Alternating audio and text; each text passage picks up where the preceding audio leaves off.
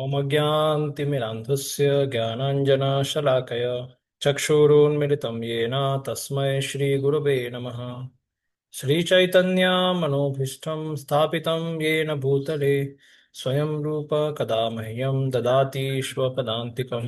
वन्देऽहं श्रीगुरौ श्रीयुतापदकमलं श्रीगुरुं वैष्णवांश्च श्रीरूपं साग्रजातं सहगण रघुनाथान्वितं तं सजीवं साद्वैतं सावधूतं परिजनसहितं कृष्णचैतन्यदेवं श्रीराधा कृष्णपादान् सहगणा ललिता श्रीविशाखावितांश्च नमो विष्णुपादाय कृष्णपृष्ठाय भूतले श्रीमते भक्तिवेदान्त स्वामिनिति नामिने नमस्ते सारस्वते देवे गौरवाणी प्रचारिणे निर्विशेष शून्यवादी पाश्चात्य देशतारिणे नमो महावदन्याय कृष्ण प्रेम प्रदायते कृष्णाय कृष्ण चैतन्य नामिने गौरतुषे नमः। हे कृष्ण करुणा सिंधु दीनबंधु जगतपते गोपेश गोपिका कांत राधा कांत नमस्ते। तप्त कांचन गौरांगी राधे वृंदावनेश्वरी वृषभानुसुते देवी प्रणमामि हरिप्रिये। वाञ्छाकल्पतरुभ्यश्च कृपा सिन्धुभ्येव च पतितानां पावनेभ्यो वैष्णवेभ्यो नमो नमः। जय श्री कृष्ण चैतन्य प्रभु नित्यानंद श्री अद्वैत गदाधर श्रीवासादि गौरभक्तवृंद।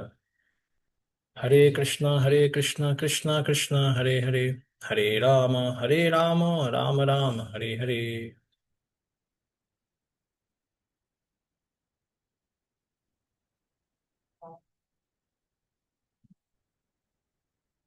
हरे Krishna.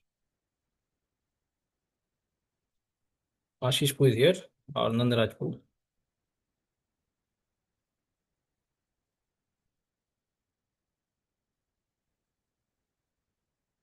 So we hope that maximum devotees have done their Bhakti Shastri Unit 3 Bhagavad Gita exam and open book submission, closed book exam, sloka test.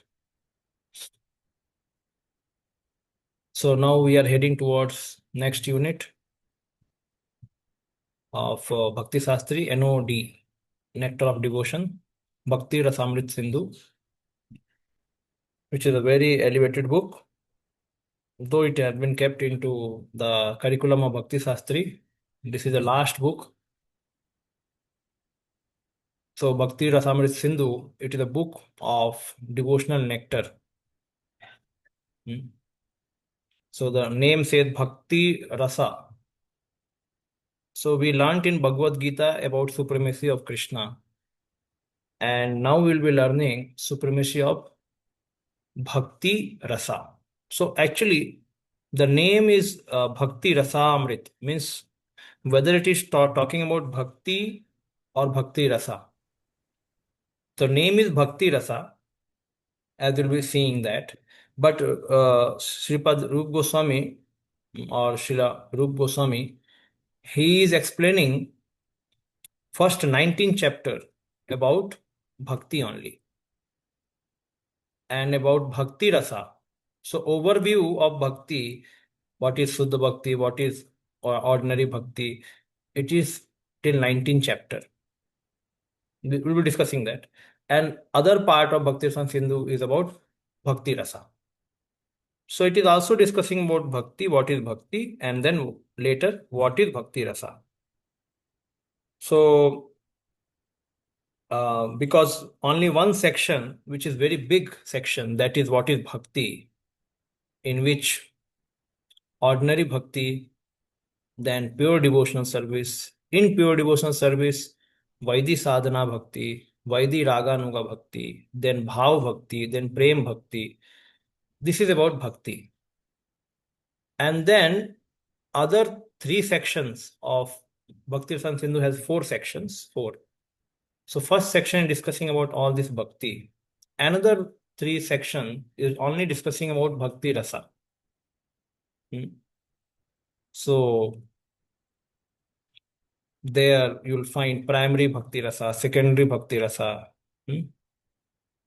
then also Vyavachari Bhav, different kind of Bhava, Anubhav. So these three, primary, secondary, and these different Bhavas are mentioned in another 3 sections of Bhakti Rasamrita Sindhu, which are all called Bhakti, overview of Bhakti Rasa, basically. So it talks about Bhakti Rasa in 3 sections, and one section it talks about only devotional service. So this is a very great book. Prabhupada said that NOD and NOI are the law book of ISKCON. So law of ISKCON means what? So anything you want to quote, you have to quote from this book. Okay, this is mentioned by Srila Rupa Goswami. And this is mentioned in NOI, or this is mentioned in NOD. So then accordingly we can quote. So therefore it is very, very important. And this book took 17 years for Rupa Goswami to compile. 17 साल लगे रूप गोस्वामी पाद को इसको compile करने के लिए. And from where it got compiled? So in Chaitanya Charitamrita only it is mentioned that Lord Chaitanya Mahaprabhu explained the science of bhakti to Srila Rupa Goswami at Prayag, at the place Dasasmegh Ghat. For 10 days he spoke about this bhakti, what is pure devotional service. So Rupa Siksha we call it. So in that Rupa Siksha, this all thing what Rupa Goswami is writing in NOD, and he has also made many other literatures also. So specifically this Vidagdha Madhav and Lalita Madhav, and then this Bhakti Rasamrita Sindhu, they are very primary books, and they are quite read by the Vaishnavas with a depth. They go in depth and they try to search out the more and more truths. And in fact, actually, after Srimad Bhagavatam, the maximum commentary was written on this Bhakti Rasamrita Sindhu. Specifically, we'll be reading 2 kind of commentaries. Actually, okay. Srila Rupa Goswami's path, he wrote Bhakti Rasamrita Sindhu, and then Srila Jiva Goswami, who helped him to write or compile Bhakti Rasamrita Sindhu, who helped Jiva Goswami. So therefore, Jiva Goswami later, somebody is unmuted. Srila Jiva Goswami later, he helped Rupa Goswami. He helped Rupa Goswami to write this book or compile this book. And later he wrote commentary on Bhakti Rasamrita Sindhu. Jiva Goswami wrote. And even our Vishwanath Chakravarti Thakur also wrote this commentary. So Durgam Sangamani is written by Srila Jiva Goswami. Durgam Sangamani, where he is resolving difficult points in the Bhakti Rasamrita Sindhu. Basically, is writing very nicely. And Jiva Goswami, you know that the way Jiva Goswami Padre writes commentary means he just takes one point and start opening its secret, one point. One word he will take and start opening its secrets. And then quoting different verses from Bhagavatam, from Puranas, to just make that fact very clear. Yes, this is what Acharya is saying, and we should understand in this way. So therefore, he takes like this. So Jiva Goswami takes one word and he starts explaining about why this word is there, from where this word has come, what is the intention, everything like that. So so all the difficult points are resolved. Then Bhakti Sar Pradarshini by Vishwanath Chakravarti Thakur. So generally Vishwanath Chakravarti Thakur is the Acharya of Rasa. He enjoys Rasa. So therefore, his way of commenting is like that. Inner essence of Bhakti Rasa. He mentions in his commentary, Bhakti Sar Pradarshani. So like that. So Srila Prabhupada, he did not wrote commentary on Bhakti Rasamrita Sindhu. He just wrote a summary. Like he wrote summary of 10th canto in Srimad Bhagavatam as Krishna book. So here also, Srila Prabhupada wrote in 1970 to 71 period, he wrote summary of Bhakti Rasamrita Sindhu. So what we read in ISKCON is summary of Bhakti Rasamrita Sindhu, actually. It is not commentary. Like Srila Prabhupada writes commentary in the Srimad Bhagavatam. He writes translation, Sanskrit verse, then transliteration is there, and then translation, then purport. So in this format, he does not write Bhakti Rasamrita Sindhu. He just writes a summary. Means he has read all the Bhakti Rasamrita Sindhu, and then he starts writing the summary, in which he is including some part from Jiva Goswami, some part from Vishwanath Chakravarti Thakur. Specifically, Srila Prabhupada, for all of us as a sadhaka, he brings out many good lessons from these acharyas, their commentaries. And we know that the how Prabhupada writes commentary, basically, he focuses more on practice part for this age. So Kali Yuga people. And he again and again reinforces the basic foundation of spirituality, that we are not this body, we are soul. And Krishna is Supreme Personality of Godhead, we have to surrender to him. So this is the basic thing you'll find. So Srila Prabhupada makes this very, very strong in our system. So he does that in Bhakti Rasamrita Sindhu also, while writing summary. He writes summary for Krishna book, 10th canto, in a form of Krishna book. And like that he writes here. So Jayanand Prabhu, he helped him in publishing this Bhakti Rasamrita Sindhu. So therefore Prabhupada also gives him the credit, saying that this Jayanand Prabhu, he gave his money for publishing this book, Bhakti Rasamrita Sindhu. So till 1971, this book was not published and still preaching was going on. So we knew that, like Srila Prabhupada, whatever books he used to publish, the devotees used to eagerly wait for new book to come, and then they used to read like anything. And Prabhupada used to mention in main lecture, do you not read my book?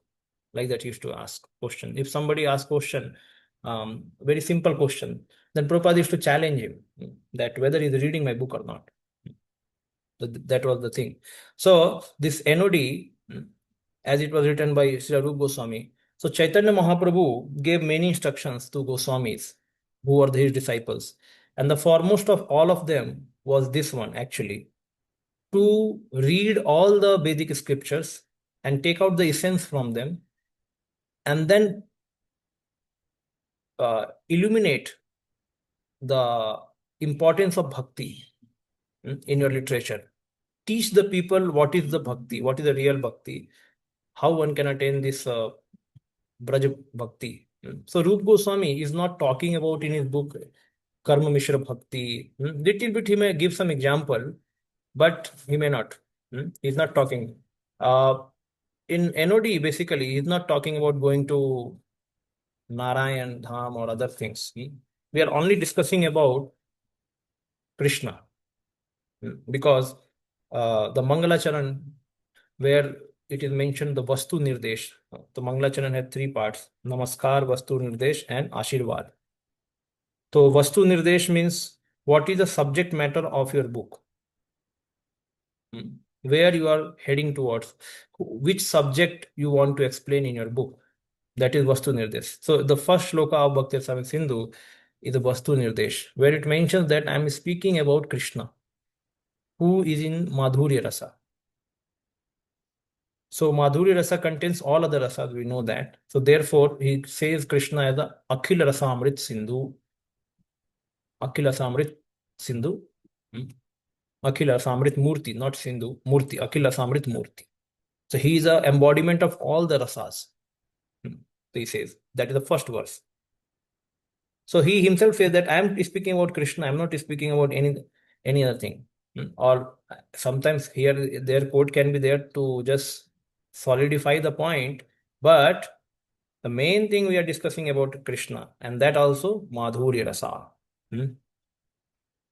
So that's why this book has the topmost limit of explaining the rasa. Because beyond this, what the books explain, beyond this, there's nothing else, actually. No other rasa exists beyond this. So this book explains everything. And then this book was kept in our syllabus by Srila Bhakti Siddhanta Saraswati Maharaj. Actually, the Prabhupada Gurudev, he made a Bhakti Shastri syllabus in which he kept 19 chapter of Bhakti Rasamrita Sindhu. Beyond that, Bhakti Rasamrita Sindhu has 51 chapters. Beyond 19 means 20, 21, all this, we will not be reading now. That is after we can read, we can read this after Chaitanya Charitamrita. After doing Chaitanya Charitamrita, one can read that. Like this is a Bhakti Shastri, then Bhakti Vaibhav, then Bhakti Vedanta, then Bhakti Sarabham. Then comes again, one can read this other rasas part. So, what is the specialty of this book? The specialty is this. There are many things, but one, two things we can speak here. One thing is Srila Rupa Goswami Pad is mentioning the definitions very clearly. And such a refined and such a accurate definition of bhakti till that time nobody has given. Like we find some reference here also, Tunde Tandava, the shloka, which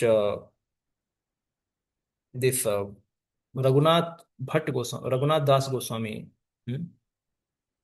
he has kept one chit. I think not Raghunath Bhatt Goswami. Rup Goswami Pad only. Yes, Rup Goswami Pad only. When Chaitanya Mahaprabhu came with all his associates, Advaita Acharya, Haridas Thakur, everyone, to the kutia of the Rup Goswami, and then they found one chit, and they took out that chit, and then they read what is the experience of Rup Goswami while chanting the holy name. And then when it was shown to Haridas Thakur, then Haridas Thakur started jumping, and he said, such a nice explanation of ecstasy of Harinam I have never found anywhere, how the Rupa Goswami has mentioned. And that time, all Vaishnavas, they could say, they said that actually, how could the Rupa Goswami Pad got so much mercy to understand this experience of holy name? Surely, Chaitanya Mahaprabhu must have bestowed his this mercy, then only. So, as we know that before that, Chaitanya Mahaprabhu has given him 10 days Rup Siksha. So, therefore, Rup Goswami was empowered Acharya, and we are called Rupanuga. So, he was empowered to disseminate this knowledge of Krishna consciousness in this Sampradaya, Gaudiya Vaishnava Sampradaya. So, that sloka of I want millions of years to hear the holy name. When this was read by Chaitanya Mahaprabhu and Haridas Thakur, they were very much jubilant. And then everybody understood that this personality will take ahead our message in the parampara. So now, after then Rupa Goswami also wrote this Bhakti Rasamrita Sindhu. So this rasa part means very accurate. What is Shuddha Bhakti? What is ordinary Bhakti? Very clearly mentioned. Otherwise, people have a lot of confusion about Bhakti. So, like somebody can say Des Bhakti. If you do not add qualifier to Bhakti, like Des Bhakti or Ananya Devata Bhakti, Anya Devata Bhakti, not Ananya, Anya Devata Bhakti. So, Shiva Bhakta, Indra Bhakta, Durga Bhakta, Ganesh Bhakta. So when you are adding qualifier, then you are saying that this is a devotee of a demigod. But if you do not add any qualifier, if you just say bhakti, bhakti can only be used for Krishna or Vishnu or Narayan. Yes, this is very important. So this is called right definition of understanding what is bhakti first. Okay, like Krishna says in Bhagavad Gita, Anna Devata Bhakta. Anna Devata Bhakta. So he's adding Anna Devata qualifier. But originally Bhakti means only that only serving service to Krishna. Now Bhakti also, what is ordinary Bhakti? A dog can do Bhakti. Yes, a dog can do Bhakti. A man can do Bhakti. Yes, a man can do Bhakti. But what kind of Bhakti? Simply with a pure heart, somebody is putting some flower in front of the Lord. What kind of Bhakti it is? A dog is also circumambulating the temple. He's also doing Bhakti. What kind of Bhakti it is? So, therefore, by putting qualifiers in the standard of Bhakti, Rupa Goswami Pad separated the pure devotional service from other types of devotion. Very clear. what is the pure devotional service and what is devotional service. So this is very, very important. So yes. So that will be reading which is in the first chapter only, 11th shloka.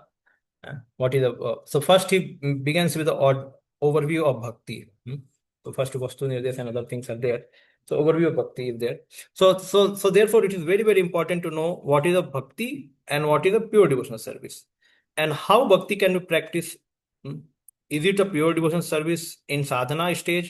Is it a pure devotional service in bhava stage, or is it a pure devotional service only in prema stage? And then what is ordinary bhakti? That also will be explained by Rupa Goswami Pad. And what kind of devotees are the examples for attaining pure devotional service? Who are the neophyte, who are madhyama, and who are uttama? This definition also Rupa Goswami Pad will explain. Then 64 limbs of devotional service, which is called Sarup Siddha Bhakti. If somebody does that, that is called Sarup Siddha Bhakti. So that 64 limbs also he mentions. Then many aparadhas are mentioned. So basically, Rupa Goswami Pad has divided this whole section into 4 waves. 4 sections. What are the 4 sections? Eastern section.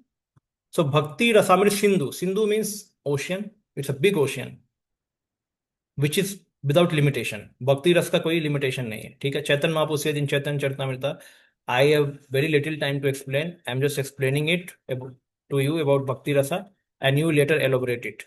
But it cannot be explained in detail because it's a huge, unlimited. So Rupa Goswami Pad has taken a very simple way of explaining Bhakti Rasa Bhakti Rasamrita Sindhu. How?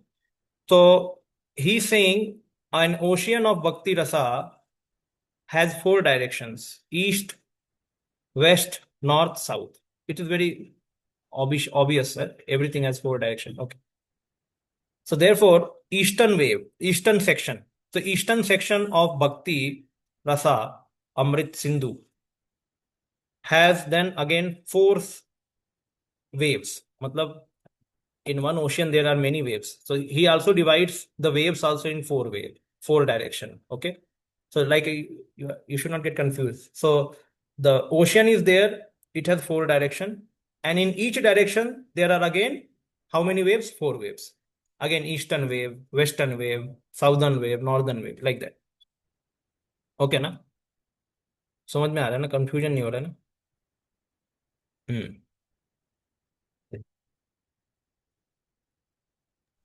Yes, Prabhuji. अच्छा,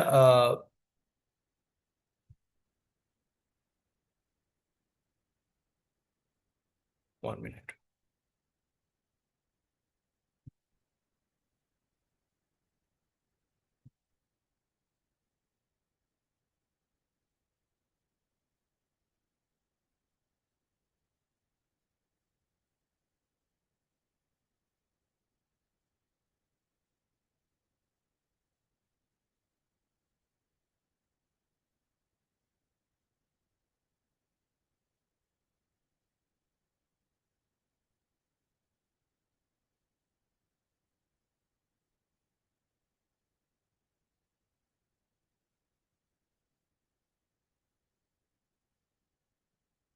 Hmm.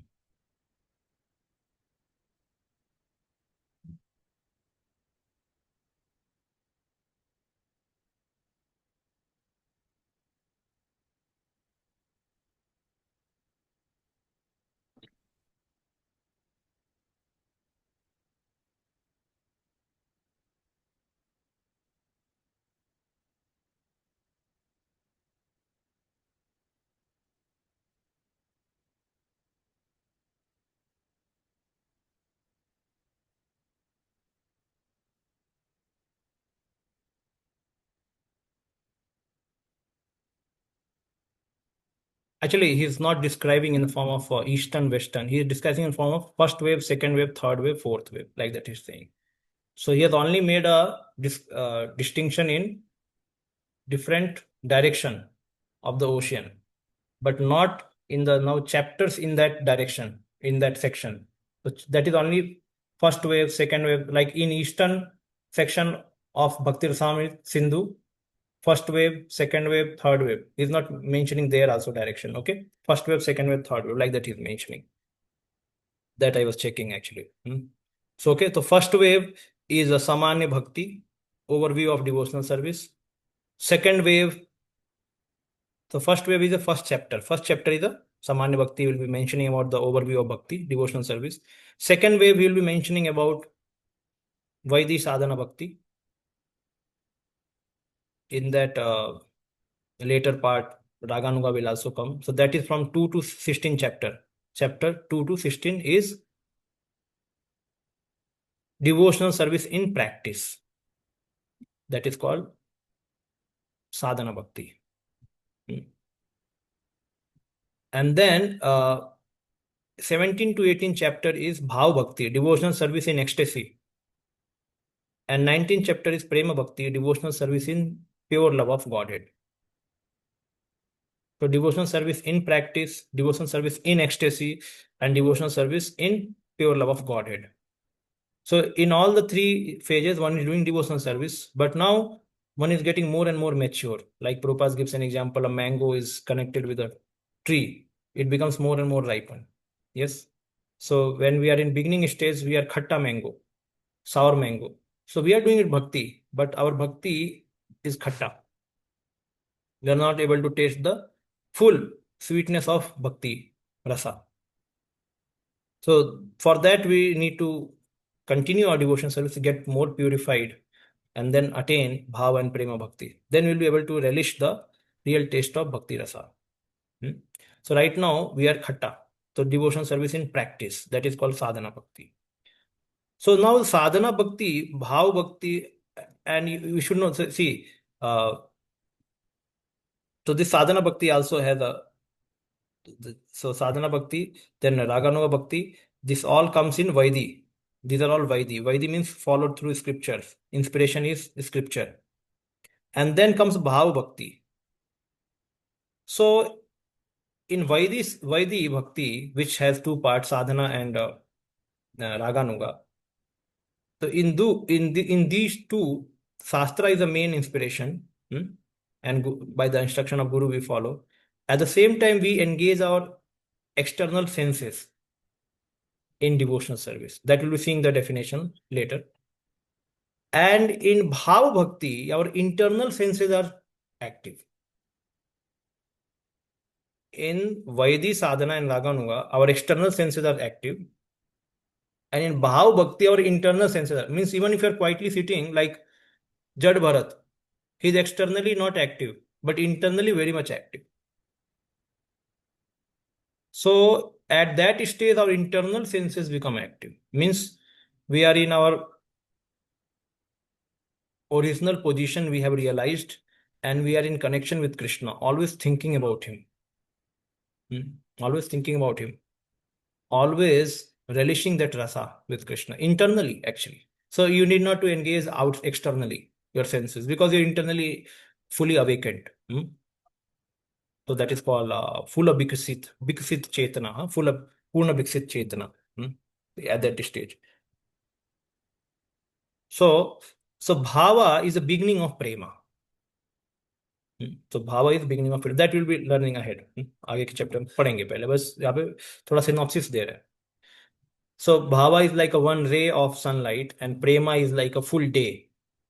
पूरा कृष्ण का सूरज सामने आ गया और उग गया है. It has appeared, the full Krishna has appeared, that is called Prema. Prema means the Krishna sun has appeared fully. And Bhava means rays of that ray of sun. So that ray of Prema is called Bhava. Like that. Okay. So that is the whole discussion for our Bhakti Shastri. So we will be reading these four waves. First wave, Samanya Bhakti. Second wave, Sadhana Bhakti. Third wave, Bhav Bhakti. Fourth wave, Prem Bhakti. We'll be reading this till 19th chapter, and later we can read after doing Chaitanya Charitamrita. And even it is said that one should read NOD before doing reading of Srimad Bhagavatam, because Bhagavatam is like a journal writing and NOD is like a textbook. So first we should read a textbook, then we can read journal. Otherwise, journal we cannot understand. somebody writing a journal, some professor or author. So you cannot understand unless you know the fundamental parts. Why this is has been written like this? What do you mean by this? What do you mean by this term? How this derivation has come about? So all these things are mentioned in Bhakti Rasamrita Sindhu. Yeah.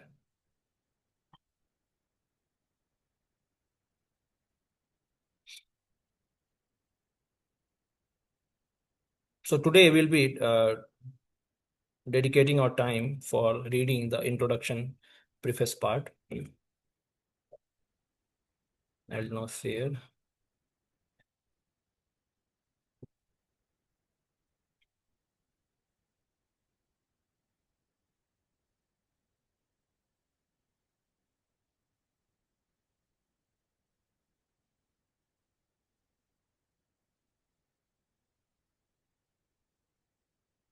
Yes, Madhav Keshav Prabhu, you can start reading. So we are reading here the preface part. Yes.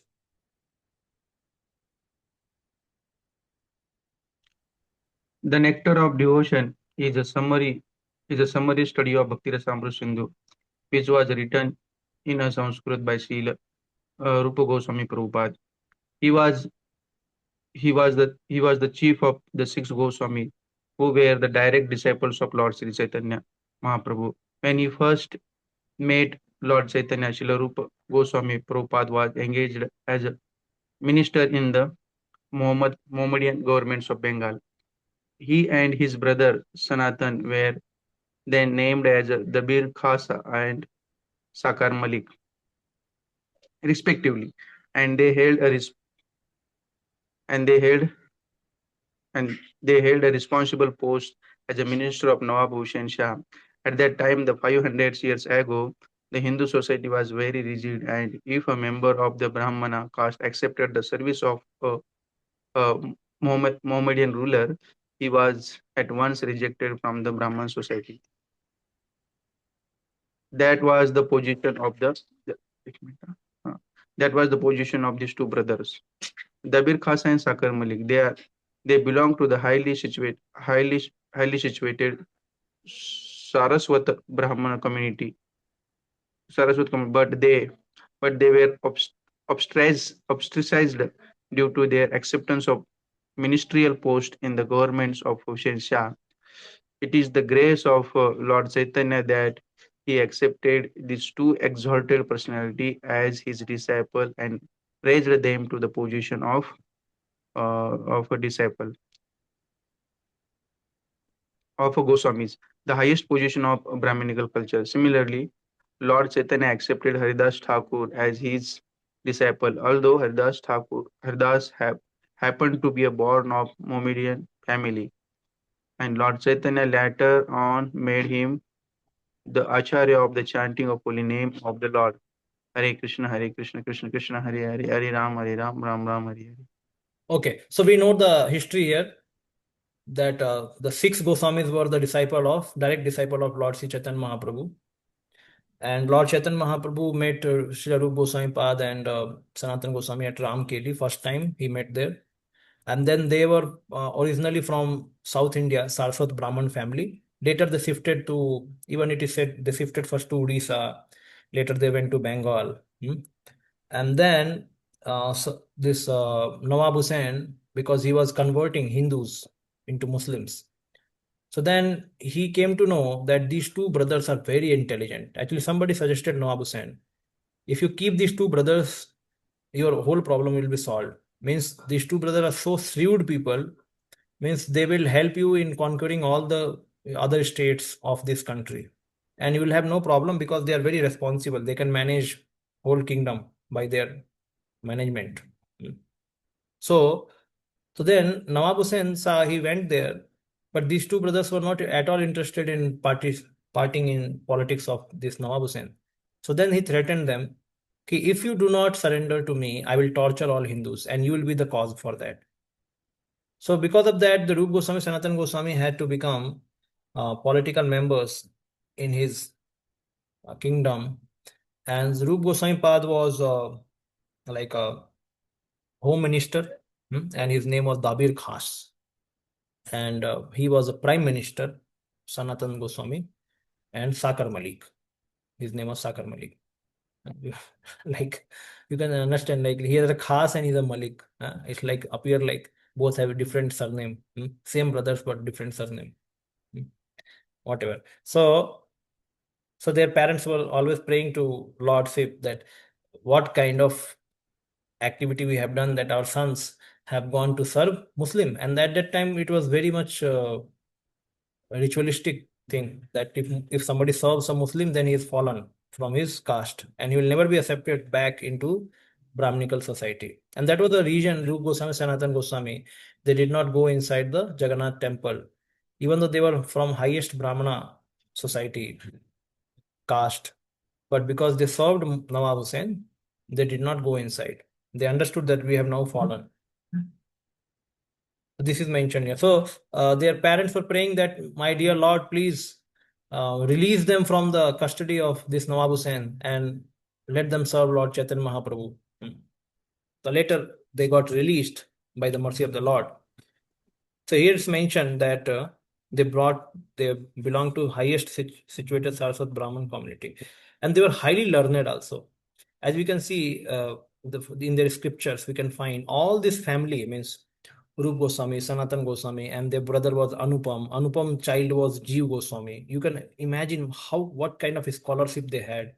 Our whole Gaudiya Vaishnava means are always submissive and respectful to these acharyas. They have written so many books, such elevated books.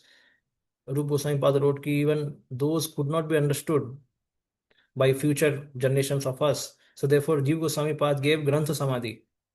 He took the Granthas and put inside the ground because he understood that Kali Yuga people cannot understand such highly elevated literature.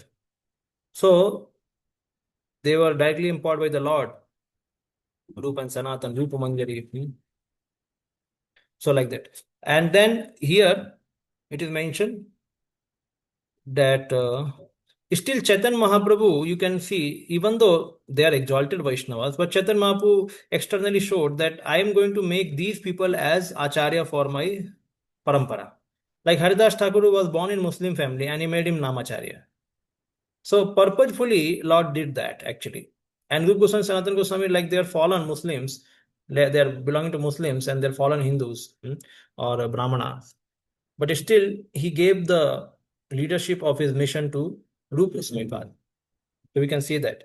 And it is mentioned in Chaitanya Charitamrita to break the pride of sannyasis and the Brahmana. Chaitanya Mahaprabhu preached the gospel of Krishna consciousness by the help of Sudras. Chaitanya Mahaprabhu, he gave initiation, like you can find Ramananda Rai. Who is that? He is a governor. So Kayast family, it is considered a Sudra in that section where he belonged to. So then he is preaching Krishna consciousness. Then Haridas Thakur, then Sanatan Goswami, Rup Goswami. Though they are highly elevated Vaishnava, nothing to do with the caste.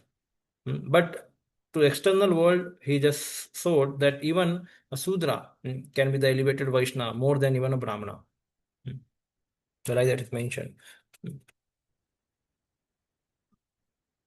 Although Haridas Thakur happened to be the born in Mohammedan family, yes, made him the Acharya for holy name. Yes, Aman Prabhu.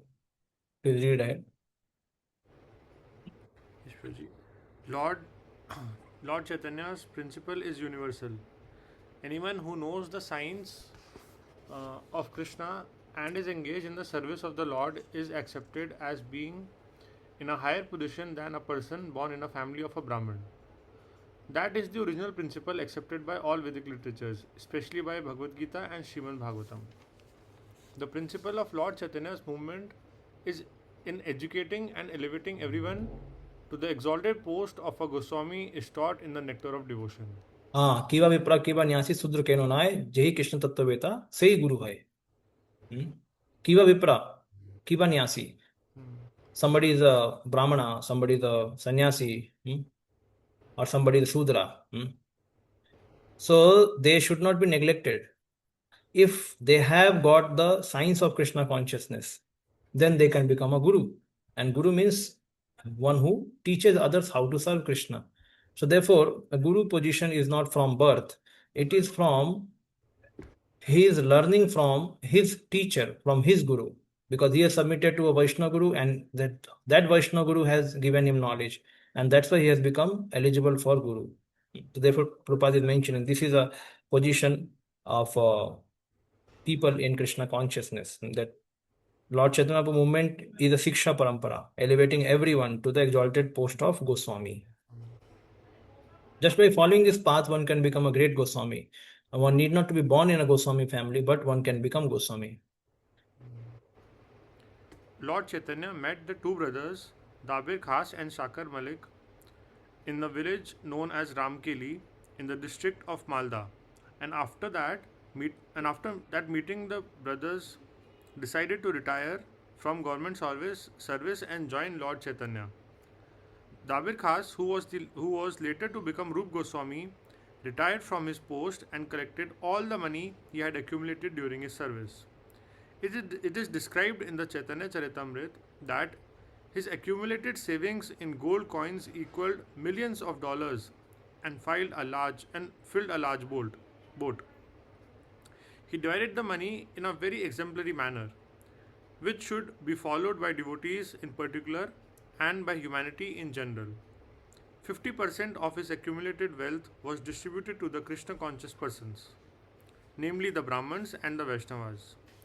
25% was distributed to relatives, and 25% was kept against emergency expenditures and personal difficulties. Later on, when Sakar Malik also proposed to retire, the Nawab was very much agitated and put him into jail. But Sakar Malik, who was later to become Srila Sanatan Goswami, took advantage of his brother's personal money, which had been deposited with a village banker, and escaped from the prison of Hussain Shah. In this way, both brothers joined Lord Chaitanya Mahaprabhu. Rup So, Goswami. yes. So here it's mentioned that how Rup Goswami Pad he got freed from. In first paragraph, it's mentioned. First paragraph it is mentioned that how they became subservient to Nawab Hussain, and then in third paragraph is mentioned how they got released from that place. And then Rup Goswami Pad divided his money, which is Prabhupada's very uh, profound teaching, which he mentions about charity. He mentioned 50% he accumulated to whatever 50% was there, he gave to Brahmanas or Krishna conscious people, Vaishnavas. And then 25% he gave to his relatives and 25% for his own personal expenditure.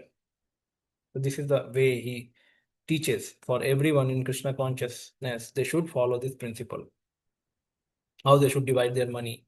50% for Krishna conscious work, 50% another 50% in which relatives and personal life comes. So this was taken advantage by Sakar Malik. He took money from village bank, and then he also got released. So first Rup Goswami Pad got released, he went away, and then Sakar Malik also submitted his resignation to Nawab Hussain. Then he became very angry, and then he put him inside jail. But then he got released from there also by trick. Yes, I will say somebody else to read. Swarnamayi Gaurangi Mataji can read. Hare Krishna. Okay. Jai Shri Radha Devidasi Mataji, you can read.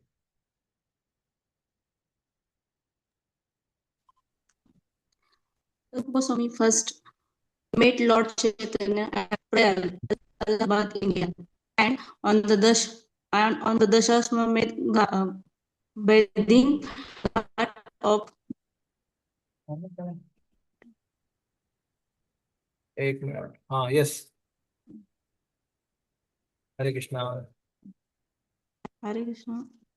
Sound नहीं आ रहा है हाँ yes Dashaswamedh bathing ghat of the holy city of the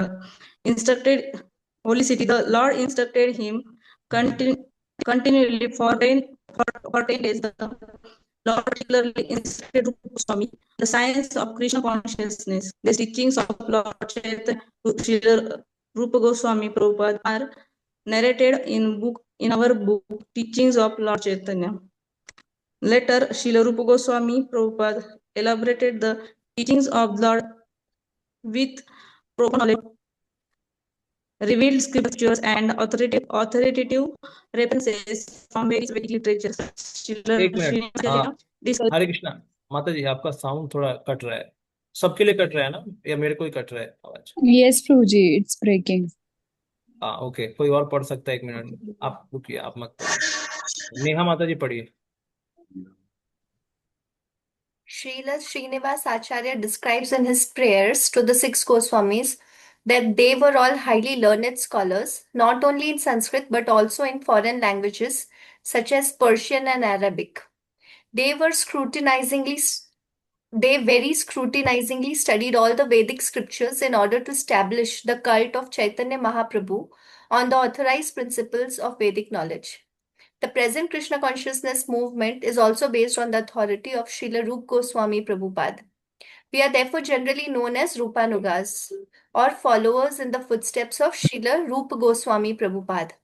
It is only for our guidance that Srila Rupa Goswami prepared his book Bhakti Rasamrita Sindhu, which is now presented in the form of the Nectar of Devotion. Persons engaged in the Krishna consciousness movement may take advantage of this great literature and be very solidly situated in Krishna consciousness. Yes, 1 minute. So, Rupa Goswami Pad met Lord Chaitanya Mahaprabhu at Prayag. So first he met in Ramkeli. Hare Krishna. First he met in Ramkeli, and later, my sound is also breaking. Hare Krishna. No, Prabhuji, your voice is okay. Hare Krishna. Okay. So first he met here at Ramkeli, and later he met at Prayag. So there at the Sasme Ghat, he spoke for 10 days about this science of devotional service. Rupa Siksha, it is mentioned in Charitamrita. It comes in a Madhya Leela. Then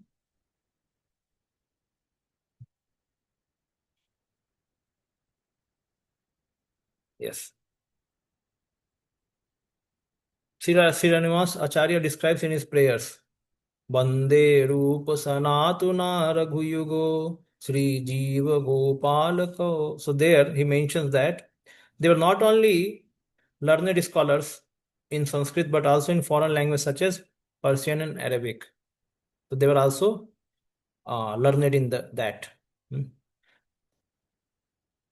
And you find in this is a network खराब हो रहा है क्या? हाँ, actually NOD can finish in some pages only. Then why it is such a big book? Because so many references are given from Srimad Bhagavatam, from here, from there. So you find this is same kind of skill, or you can say that the process is used by Jiva Goswami also. He takes the one word and then he starts explaining from Srimad Bhagavatam, from other Puranas, like that, just to give evidence. The Prabhupada used to say, no, you have to quote evidence. A devotee should be like a advocate. He should be just quoting from this scripture says this scripture says, to confirm or to reinforce his statement that yes, this is coming from this reference, this is coming from this reference, like that. So Prabhupada is mentioning at last that one should read this book and take advantage of this great literature and be very solidly situated in Krishna consciousness. We'll see that how is it, how this solidifies our understanding in bhakti. Then Prabhupada says we are also called Rupanugas, the follower in the footsteps of Srila Rupa Goswami Prabhupada. It is only for our guidance that Srila Rupa Goswami prepared his book Bhakti Rasamrita Sindhu, which is now presented in form of the Nectar of Devotion. Now Prabhupada will mention. Yes, please read ahead. Bhakti means devotional service. Every service has some attractive feature which drives the servitor progressively on and on. Every one of us within this world is perpetually engaged in some sort of service, and the impetus for such service is the pleasure we derive from it. Driven by affection for his wife and children, a family man works day and night. A philanthropist works in the same way for love of the greater family, and a nationalist for the cause of his country and countrymen. That force which drives the philanthropist, the householder, and the nationalist is called rasa, or a kind of mellow relationship whose taste is very sweet. Bhakti rasa is a mellow different from the ordinary rasa enjoyed by mundane workers. Mundane workers labor very hard day and night in order to relish a certain kind of rasa, which is understood as sense gratification. The relish or taste of the mundane rasa does not long endure, and therefore mundane workers are always apt to change their position of enjoyment. A businessman is not satisfied by working the whole week. Therefore, wanting a change for the weekend, he goes to a place where he tries to forget his business activities. Then, after the weekend is spent in forgetfulness, he again changes his position and resumes his actual business activities. Material engagement means accepting a particular status for some time and then changing it. This position of changing back and forth is technically known as bhog tyag, which means a position of alternating sense enjoyment and renunciation. A living entity cannot steadily remain either in sense enjoyment or in renunciation. Change is going on perpetually, and we cannot be happy in either state. Big. 1 minute. Yes. So change is going on perpetually, and we cannot be happy in either state because of our eternal constitutional position. Sense gratification does not endure for long, and it is therefore called chapalasuk, or flickering happiness. For example, an ordinary family man who works very hard day and night and is successful in giving comforts to the members of his family, thereby relishes a kind of mellow, but his whole advancement of material happiness immediately terminates along with his body as soon as his life is over. Death is therefore taken as the representative of God for the atheistic class of men. The devotee realizes the presence of God by devotional service, whereas the atheist realizes the presence of God in the shape of death. At death, everything is finished, and one has to begin a new chapter of life in a new situation, perhaps higher or lower than the last one. In any field of activity, political, social, national, or international, the result of our actions will be finished with the end of life. That is sure. Okay. So this is a very classic definition Prabhupada gives. What is here? Bhakti means devotional service. So this is the definition. Bhakti does not mean only devotion, but it means devotional service. So then Prabhupada explains. Actually, none of the people have explained bhakti like that. Generally, people say bhakti means devotion. So this is how we differentiate with others. That we say bhakti means devotional service, means you have to do some service. And that service should be anukula. It should be cultivated. It should be done in a proper attitude. Proper intention should be there.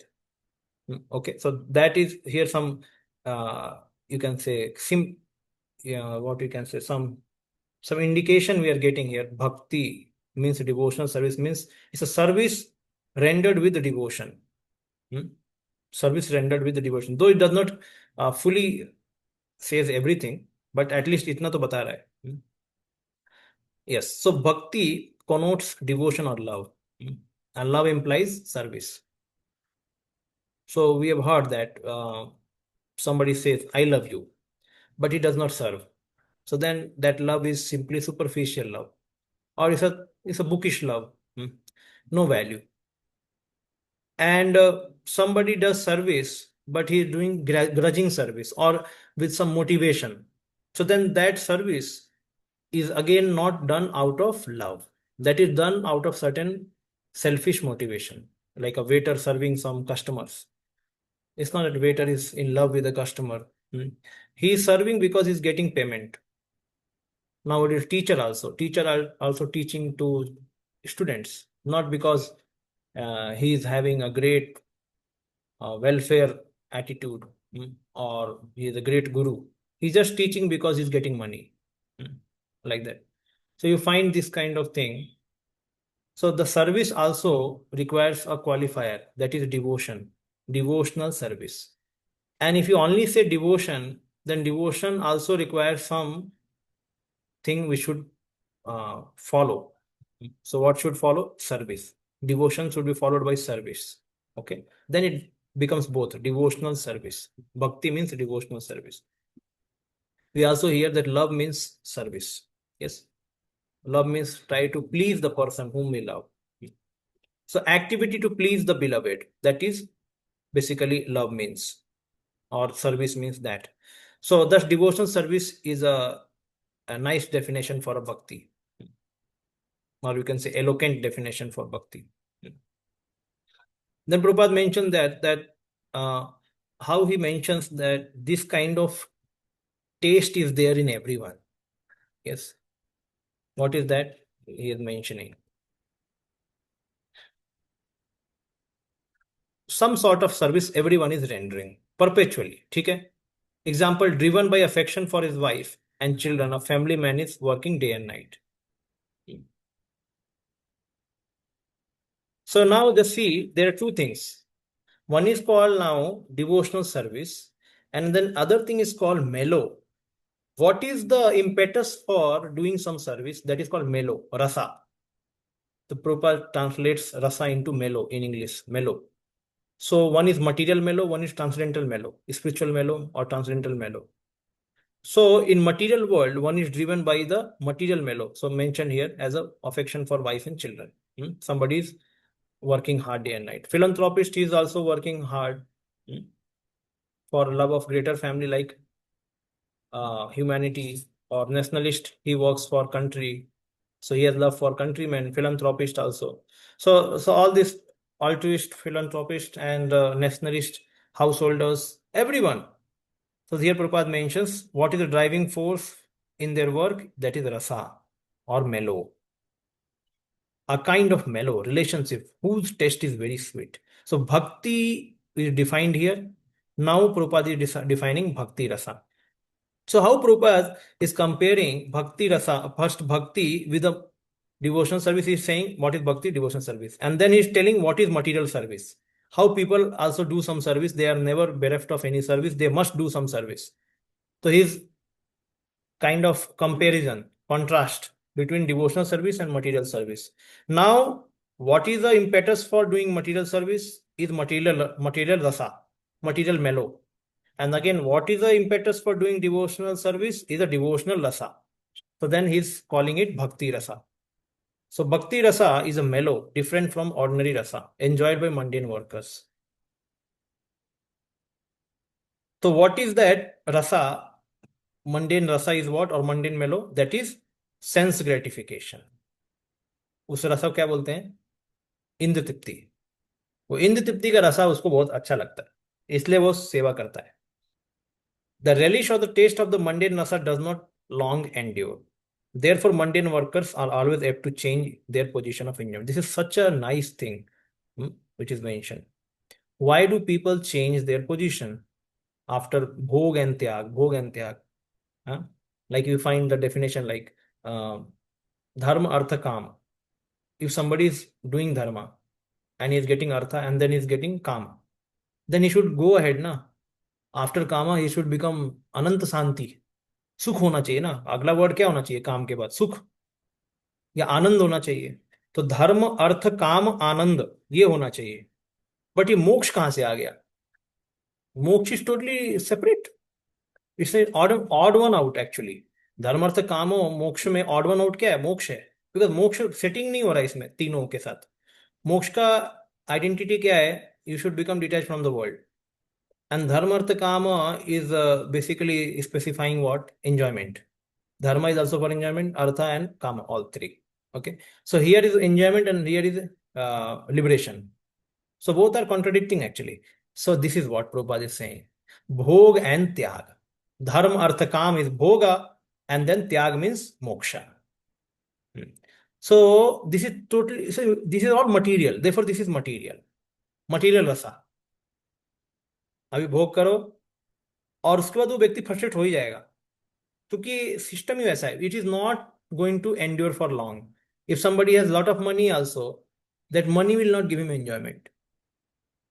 He has to exchange that money for something, some sense object. Then he will enjoy that. First, man looks for lot of money, and then when he gets money, then he start purchase the objects which he likes through money. It's not that he can enjoy money. Money he has to exchange with some object, and then after some times that object becomes old. Then he has to change another. Like we change our body. Hmm. So we change objects also. It becomes old. Hmm. So this kind of rasa, material rasa, is there. We are not saying that this is not there. Brahma Satya Jagat Mithya, we are not saying. We are saying it is there, but it is temporary. Bhog and Tyag, Sukha, is temporary. It is not going to be long lasting. That is what Prabhupada is saying. It means the driving force for material person is not always sense gratification, sometimes Tyag also. इसलिए खासकर IT वालों को पता है, कई बार सुनने को मिलता है, सैटरडे संडे उनका होली ट्रिप होता है. वो जाते बाहर घूमने के लिए, क्योंकि जैसे मंडे आता है, like in one company they have given a T shirt and then they have written thank God today is Monday. It means today is working day. So I thought this is only slogan from company side. People start feeling that thank God today is no working day. Thank God today is work from home. That we can, today is work from home. आज जाने का नहीं है company में. तो आजकल के definition अलग. कहने का मतलब that is true. Human does not want to work and the controller wants him to work for his own sake. So sense gratification, bhog and tyag. If somebody is doing a lot of enjoyment, or according to his conception, he's trying to enjoy something, after certain time, the same object will give him problem. Therefore, he will wants to go to tyag. It does not mean he will give up the previous bhoga. No, he will not give up. He will again come back to same bhoga because he has not got higher taste. He has not got any alternative, so he will again come back to same again bhoga. After doing some tyag, again will come back to bhoga, and again after bhoga again go to tyaga. So this is what bhog and tyag. And Prabhupada is mentioning this will not make living entity happy. Therefore, he has mentioned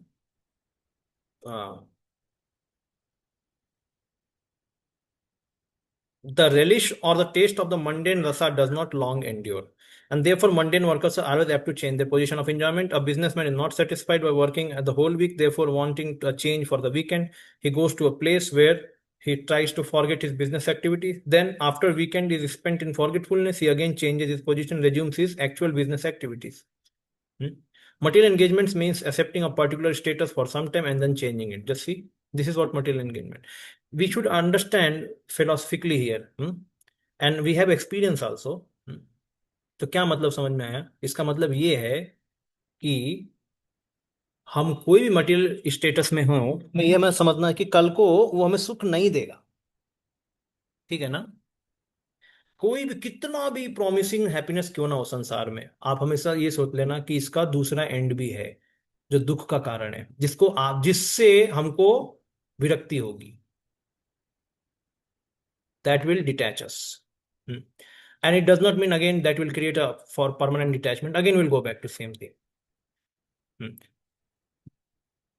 The position of changing back and forth is technically known as bhog and tyag, which means position of alternating sense enjoyment and renunciation.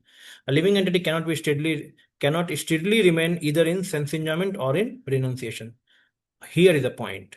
Change is going on perpetual, and we cannot be happy in either state because of our eternal constitutional position.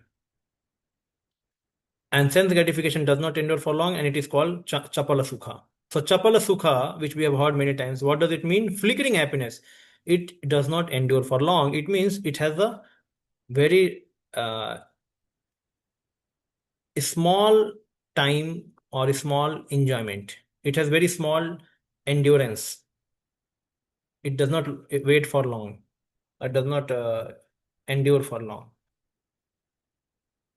So an ordinary family man works very hard day and night, and successful in giving comfort to family members, and thereby he releases kind of mellow. So what is that mellow? That mellow is happiness. I'm giving happiness to my family and they are giving happiness to me. So that is mellow. And then, but his whole advancement of material happiness immediately terminates when he dies. जब वो मर जाता है तो सब खत्म हो जाता है. So Prabhupada is saying death is basically a representative of God for atheistic man, and the devotee realizes the presence of God by the devotional service, whereas the atheistic realizes the presence of God in the shape of death. So like that, at the death, everything finishes. One has to begin a new chapter of life in new situations, perhaps higher or lower. In any field of activity, the result of our action will be punished, will be finished with the end of life. That is sure. So now he mentions the truth of the life. Even though we may continue our mellow after some frustration, then again enjoying mellow, then frustration, then enjoying. Somebody can say, I'm still happy with my family and with my enjoyment. I need not worry about some in between frustration. Then Prabhupada says, in between frustration is okay if you are able to adjust, but later you will be dying. And once you die, you have to forget everything. So, in this way, a living entity cannot remain happy in bhog and tyag, and ultimately he has to leave the body. Okay. Now, Jiva. Mataji, yes, you can read. Bhakti Rasa. Yeah. Bhakti Rasa. Bhakti Rasa, however, the mellow relished in the transcendental loving service of the Lord, does not finish with the end of this life. It continues perpetually and is therefore called Amritam, that which does not die but exists eternally. This is confirmed in all Vedic literatures. Bhagavad Gita says that a little advancement in Bhakti Rasa can save a devotee from the greatest danger, that of missing the opportunity for human life. Now, 1 minute. Which is a sloka? Who will tell? कौन सा श्लोक है ये गीता का? रुको रुको, बोलना नहीं, मैं खुद पूछता हूँ.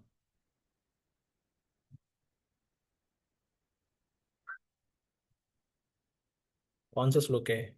सनातन गोपाल प्रभु, कौन सा श्लोक है?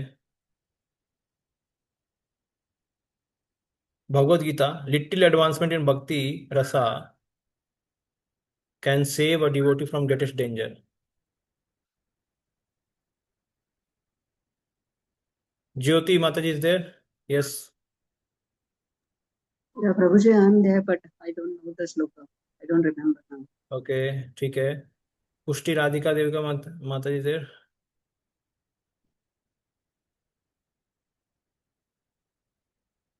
Okay. Nitya Tripti Mataji is there? Yes, Prabhuji, I'm there. क्या? Yes, Prabhuji, I'm there. Do you remember this shloka? No, Prabhuji. अच्छा, ये चैप्टर बता सकते हैं क्या? चैप्टर कौन सा? चलो आपको हिंट देते हैं. पहले से 6 चैप्टर में, 1 to 6 चैप्टर में ही है. Chapter number 3. Chapter number 3. Okay, ठीक है. अभी लाइफ टाइम को रिड्यूस कर देते हैं, एक और लाइफ टाइम दे देते हैं. पहले से 3 चैप्टर में ही है और तीसरा चैप्टर नहीं है. चलो, और अच्छा है. Chapter 2, Prabhuji. हाँ, चैप्टर 2 हो गया. ठीक है. अभी चैप्टर 2 में कौन सा श्लोक है? 1 से 50 के में ही है, 1 to 50 के बीच में.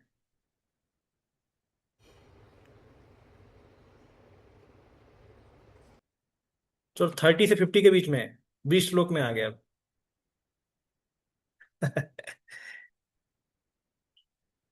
अरे, सबका हाथ खड़ा रहना चाहिए, इसका मतलब किसी का भक्ति शास्त्री नहीं हुआ है. बलराज प्रभु, कौन सा श्लोक है?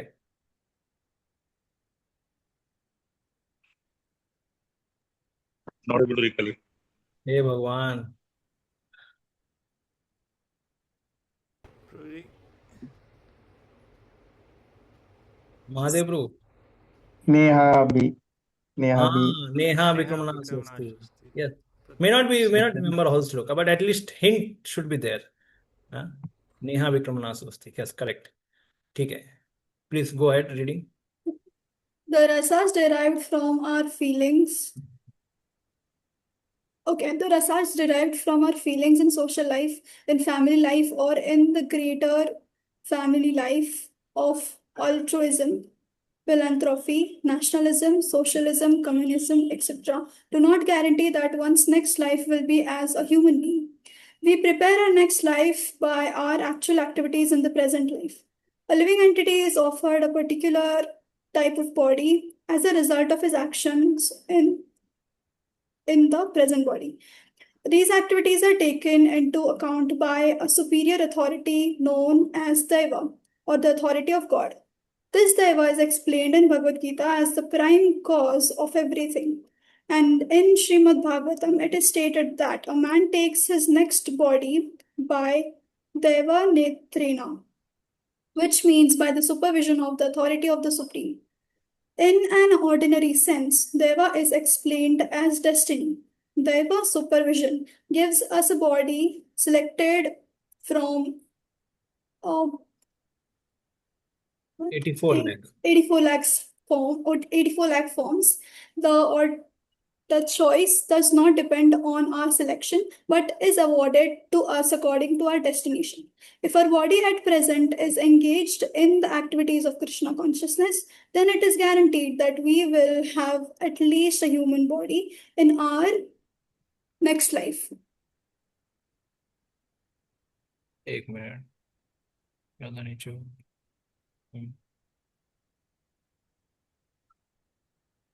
Okay, a human being engaged in Krishna consciousness, even if unable to complete the course of Bhakti Yoga, takes birth in the higher division of human society so that he can automatically further his advancement in Krishna consciousness. Therefore, all bona fide activities in Krishna consciousness are Amrita or permanent. This is the subject matter of the nectar of devotion.